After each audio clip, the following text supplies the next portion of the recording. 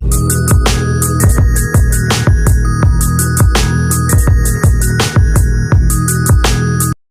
Last lecture में हम लोगों ने बहुत सारे एग्जांपल्स किए थे लीनियर इक्वेशंस इन 3 वेरिएबल के। और एक और बात कि अगर किसी को मेरे हैंडराइटिंग से दिक्कत हो तो या तो जब मैं बोल रहा हूँ उसी समय लिख लो, या फिर अगर फिर भी दिक्कत हो तो आप मुझे कमेंट बॉक्स में बताना, मैं अपने हैंडराइटिंग को थोड़ा सा कोशिश करूँगा। वैसे ये ठीक होगा तो नहीं, बट फिर भी मैं ट्राई करूँगा। और एक चीज़, यहाँ जैसे मैंने यहाँ पे मल्टीप्लाइंग वगैरह लिख रहा हूँ, तो देखो अब मैं थोड़ा शॉर्ट हैंड लिखता हूँ तो वो मैनेज करो। बट अगर बोलो कि हाँ भैया ढंग से लिखो तो मैं ढंग से लिखूँगा अगले लेक्चर से, बट कमेंट में बता देना। अब मैं जब बोल रहा हूँ कि मैं यहाँ लिख रहा हूँ मल्टीप्लाइंग, और आप सुन भी रहे हो कि भैया मल्टीप्लाइंग ही लिख रहे हैं, अब उसके जगह पे अगर मैं ऐसा लिखूँ कि MU उसके बाद कुछ कीवर्ड L डाल दिया, फिर ऐसे करके NG डाल दिया, तो क्या आपको ये मल्टीप्लाइंग दिख रहा है?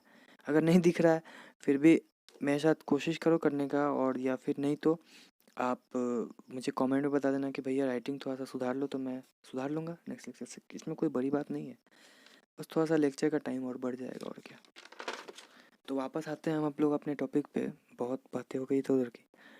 तो ये क्या है, adding the two equations once and then subtracting the one from another. एक एग्जांपल के थ्रू समझते हैं इसको। तो इस क्वेश्चन को आप लोग ट्राई करो खुद से। 3x + 7y = 32, 7x + 3y = 48। Video को पॉज करो, खुद से ट्राई करो। तो आप लोगों ने ट्राई किया होगा इसको। बहुत सारे बच्चों ने यहाँ पे सब्स्टिट्यूशन लगाया होगा, या फिर बहुत सारे बच्चों ने एलिमिनेशन लगाया होगा। जो सब्स्टिट्यूशन लगाए होंगे वो तो भाई धन्य है, बट यहाँ पे जिन्होंने एलिमिनेशन का सोचा होगा कि देखो यहाँ पे 3 दिख रहा है, 7 दिख रहा है, तो इसको 7 से इसको 3 से मल्टीप्लाई करके सब्ट्रैक्ट कर दो तो x कट जाएगा, या फिर यहाँ 3 से मल्टीप्लाई कर दो, यहाँ 7 से मल्टीप्लाई कर दो। मतलब पूरे इक्वेशन को मैं y पे देख रहा हूँ इसलिए क्योंकि फोकस है y को हटाना, y पे इसलिए पेन रखता हूँ। किसी को बोलता हूँ कि 3 से मल्टीप्लाई करो तो उसका ये मतलब होता है कि पूरे इक्वेशन को। तो देखो इस क्वेश्चन को बहुत सारे बच्चों ने पता नहीं कैसे सॉल्व किया। मैं इसको सॉल्व करूँगा अगर तो एलिमिनेशन से ही करूँगा, मतलब एलिमिनेशन यूज़ करूँगा, सब्स्टिट्यूशन तो मैं ना यूज करेगा। तो देखो इसको एलिमिनेट करने के लिए इस पूरे को क्या करेंगे हम लोग, 7 से मल्टीप्लाई कर देंगे। इस पूरे को क्या करेंगे हम लोग, 3 से मल्टीप्लाई करते हैं।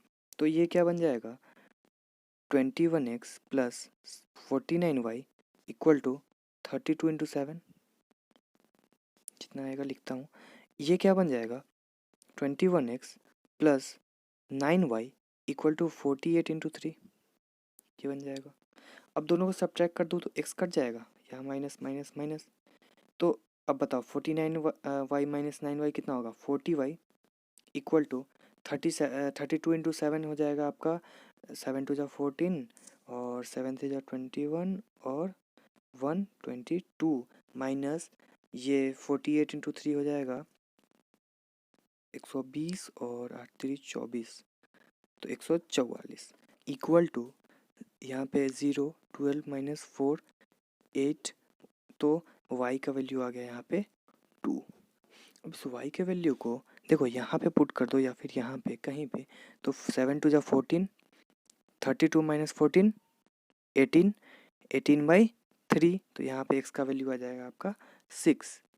हवा में कर दिया मैंने, रुको नहीं भैया कॉपी पे करो हमारे तो मैं यहाँ लिख रहा हूँ लेकिन आप यहाँ लिखोगे, बार बार बोलना पड़ता है यार तुम लोगों को। 3 × x का वैल्यू निकालना है प्लस 7 × 2 = 32, तो 3x = 32 - 14, तो ये होगा 18, तो x का वैल्यू आ गया 18/3 विच इज़ 6। देखो एक तो ये मेथड से मैंने सॉल्व करा। मैं एक और क्वेश्चन देता हूँ आप लोगों को, फिर हम लोग उस मेथड पे आते हैं। एक क्वेश्चन ये रहा, तो अब मैं आप लोगों को दूंगा ये सॉल्व करने के लिए तो बहुत बच्चे बोलेंगे कि क्या करो, जो सब्स्टिट्यूशन का बोलेंगे भाई वो तो महान है, तो जो बच्चे एलिमिनेशन का बोलेंगे वो कम से कम बोलेंगे मुझे कि इस पूरे इक्वेशन को 378 से मल्टीप्लाई कर दो और इस पूरे इक्वेशन को 152 से मल्टीप्लाई करके एक्स को एलिमिनेट करना है तो दोनों को जोड़ दो। अगर वाई करने वाले जो होंगे वो बोलेंगे कि इसको 152 से मल्टीप्लाई करो पूरे इक्वेशन को और इसको कर दो 378 से और दोनों को जोड़ दो। भाई देख रहे हो, 378 से इसको मल्टीप्लाई करो, मतलब समझ में आ रहा है। तो इस क्वेश्चन में थोड़ा सा लोचा होगा। बट देखो मैं ये कहना चाह रहा हूँ, देखो यहाँ पे कि इसके कोफिशिएंट देखो 152, इसके कोफिशिएंट देखो 152, इंटरचेंज है। सिमिलरली यहाँ पे 378 मतलब -378 है कोफिशिएंट, -378 और यहाँ भी -378 एक्सचेंज्ड है। यहाँ क्या है उनको छोड़ो, मैथ्स का क्वेश्चन सॉल्व करने के लिए होता है, बच्चों को परेशान करने के लिए नहीं होता। तो अगर क्वेश्चन दिया है तो इतना ज़्यादा परेशान वो नहीं करेगा, समझ रहे हो, क्वेश्चन सॉल्व करने के लिए होता है। तो कुछ ना कुछ यहाँ पे ट्रिक है। अब देखो इस क्वेश्चन पे आते हैं, 3 3 7 7, देख रहे हो एक्सचेंज है, इस पे ध्यान मत दो, यहाँ ध्यान दो, 3 3 7 7। तो इसमें क्या करूँगा कि दोनों को एक बार जोड़ दो, दोनों इक्वेशन को एक बार जोड़ दो, क्या आता है देखते हैं। 3x plus 7y plus 7x plus 3y equal to 32 plus 48। देखो क्या आ रहा है, 3x plus 7x 10x, 7y plus 3y 10y, तो 10 कॉमन ले लूँ, चलिए 10 of x plus y equal to 48 plus 32 आपका हो जाएगा 80। ये देखो क्या आ गया यहाँ से, x plus y equal to 8 आ गया। अब देखो अगला स्टेप क्या है यहाँ पे, adding the equation once and then subtracting the one from other, किसी को किसी से सब्ट्रैक्ट कर दो, किसी को भी। तो देखो कि यहाँ क्या आ जाएगा आपका, कहाँ गया, हाँ मैं यहाँ लिख रहा हूँ, आप इसके नीचे लिखोगे, ठीक है। यहाँ पे आप लिखोगे कि adding the equations we get, फिर यहाँ पे लिखोगे subtracting the equations we get, subtracting the equations we get. क्या आ जाएगा कि मैं डायरेक्ट लिख दे रहा हूँ कि क्या होगा आंसर, 3x माइनस 7x कितना होगा -4x, और 7y माइनस 3y आपका होगा प्लस 4y हो जाएगा। तो देखो और इस दोनों को सब्ट्रैक्ट करेंगे तो हो जाएगा आपका -16। तो देखो यहाँ से वो x कॉमन आ रहा है, 4 कॉमन आ रहा है, तो क्या होगा -x plus y times 4 equal to -16 आ रहा है। तो देखो इस 4 से 4 टाइम्स कट जाएगा और दोनों साइड माइनस से मल्टीप्लाई कर दिया, तो ये माइनस से मल्टीप्लाई होगा तो ये प्लस हो जाएगा, और ये प्लस से मल्टीप्लाई होगा तो माइनस हो जाएगा। तो क्या हो जाएगा x minus y equal to 4। देखो कितना आसान इक्वेशन बन गया, कितना लॉलीपॉप इक्वेशन है, देख रहे हो, x plus y equal to 8, x minus y equal to 4, कितना आसान है। मतलब मेरे घर के काम वाली बाई को भी दूंगा ना तो वो सॉल्व कर देगी इसको। देखो ये x इस दोनों को जोड़ देगी, वो ये क्या हो जाएगा, y कट जाएगा, 2x इक्वल टू 12 और x का वैल्यू आ जाएगा 6। देखो दोनों को जोड़ दो, आसान हो गया। सेम काम इसमें करो, चलो वीडियो पॉज करो, ट्राई करो। क्या करो, दोनों को जोड़ दो पहले, फिर क्या करो, दोनों को सब्ट्रैक्ट करो, देखो आपको अपने आप सिंप्लीफाइड इक्वेशन दिखेगा। चलो ट्राई करो, आप लोगों ने सॉल्व करा होगा। अब देखते हैं हम लोग कि ऑन एडिंग, ये लिखा हुआ on ADDING, on adding 152x minus 378y plus -378x plus 152y equal to -74 -604, ठीक। अब देखो x वालों को क्लबिंग कर दिया मैंने तो ये आ गया, और y वालों को क्लबिंग किया तो ये आ गया। अब देखो इन दोनों का सब्ट्रैक्शन क्या होगा, -226x, और सेम चीज़ यहाँ पे भी है तो -226y इक्वल टू, इन दोनों को जब ऐड कर दोगे तो आ जाएगा -678।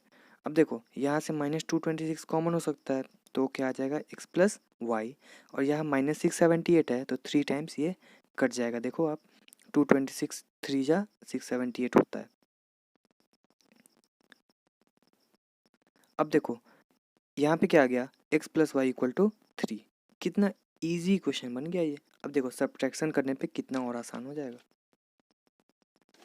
तो ऑन सब्ट्रैक्टिंग ये जो इक्वेशन था वो माइनस दूसरा इक्वेशन तो -74 माइनस ऑफ -604, यहाँ पे देखो माइनस माइनस ये प्लस हो जाएगा तो यहाँ पे 152 प्लस 378 हो जाएगा, और ये -378 और यहाँ पे प्लस माइनस माइनस हो जाएगा तो -152 इतना टाइम्स y इक्वल टू, ये माइनस माइनस प्लस हो जाएगा तो मैंने इसको इधर लिख दिया है तो 604 माइनस 74, ठीक। अब देखो इस दोनों को ऐड करते हैं तो आता है 530, और ये भी दोनों तो सेम ही है, तो ये भी आ जाएगा 530 इक्वल टू, इसमें से 74 घटाएंगे तो आ जाएगा 530। अब देखो 530 कॉमन आ गया यहाँ से, तो कॉमन लेके मैंने कट भी कर दिया है, तो x minus y equal to 1।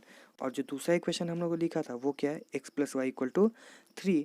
अब देखो कितना आसान क्वेश्चन है ये, कितना आसान इक्वेशन बन गया, कितना हम लोगों का कैलकुलेशन बच गया, देख रहे हो।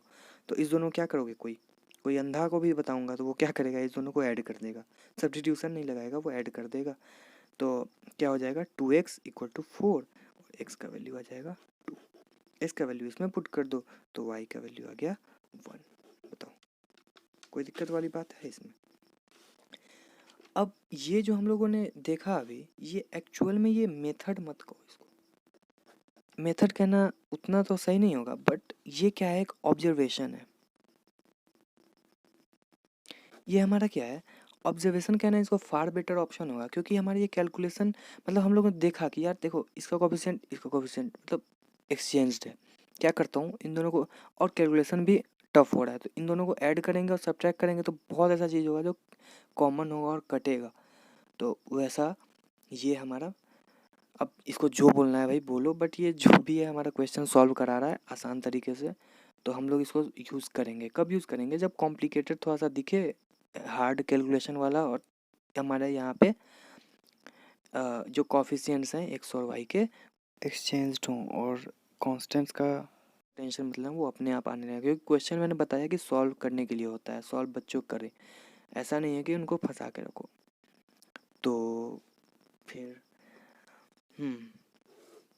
तो अब हम लोग नेक्स्ट वीडियो जो होगा, इस लेक्चर को हम लोग यहीं पे एंड अप करते हैं। इस मेथड में ज़्यादा कुछ बताने के वैसे है नहीं, मैंने बहुत ढंग से एलिमिनेशन सब्स्टिट्यूशन वगैरह मैंने एक्सप्लेन कर दिया है, क्वेश्चन नहीं कराया अभी, बट एक्सप्लेन तो मैंने ढंग से कर दिया। तो नेक्स्ट लेक्चर में हम लोग क्वेश्चंस करेंगे। क्वेश्चन जो मैं उठाऊंगा, इस पे थोड़ा सा आप लोगों से मुझे बातें करनी है, तो मैं जनरल टॉक में ये डाल दूँ वीडियो, या फिर यहीं पे सोच रहा हूँ। चलो थोड़ा बहुत यहाँ पे बात कर लेता हूँ। मैं बता दूँ कि मैंने बहुत सारे बच्चों से पूछा है, तो उन लोगों ने बताया कि वो RS अग्रवाल फॉलो करते हैं, RD शर्मा कुछ बच्चे बोले, कुछ NCERT बोले। तो देखो मैं ये कह रहा हूँ कि ये तीनों जो बुक है ना, तीनों का लेवल एक ही है, तीनों का लेवल मतलब सेम है, लेवल सेम, काटना ही है, सेम लेवल है तीनों का। क्वेश्चन ज़्यादा कम मान्य नहीं रखता, क्वेश्चन का लेवल मान्य रखता है। तो क्वेश्चन का लेवल जो है ना लगभग एकदम सेम ही है, तो मैं कहीं से कराऊँ उसका कोई फ़र्क पड़ेगा नहीं।